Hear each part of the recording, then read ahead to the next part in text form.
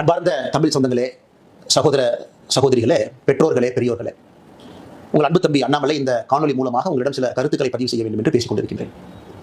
December 23ஆம் தேதி 2024 அண்ணா பல்கலைக்கழகத்தில் அங்கே படித்துக் கொண்டிருக்கக்கூடிய சகோதரிக்கு மிக மோசமான கோரமான ஒரு பாலியல் வன்கொடுமை நடந்தது நமக்கு தெரியும்.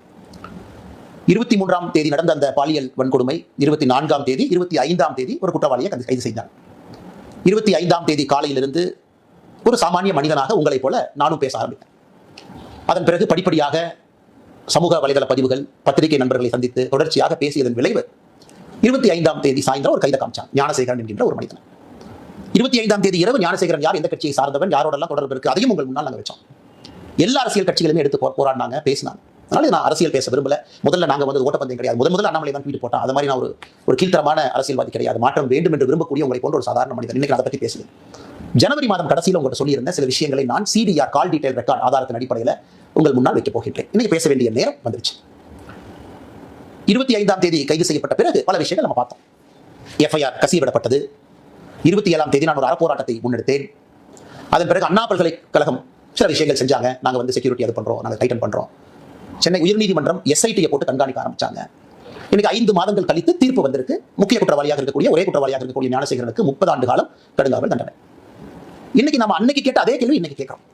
ஞானசேகரன் முக்கிய குற்றவாளி, தீர்ப்பு கொடுத்திருக்கீங்க, துரிதமா இன்வெஸ்டிகேட் பண்ணிருக்கீங்க, 30 வருஷம் ஜெயில் தண்டனை வாங்கி கொடுத்திருக்கீங்க. எல்லாருக்குமே சந்தோஷம் தான். இருந்தும் நமக்கு தெரியும் அந்த குழந்தைக்கு, பாதிக்கப்பட்ட சகோதரிக்கு அந்த கண்ணீர் துளிக்கு நியாயம் கிடைக்குமா? எப்பவுமே கிடைக்காது. பட் இருந்தும் அரசு அந்த வேலையை செஞ்சிருக்கு.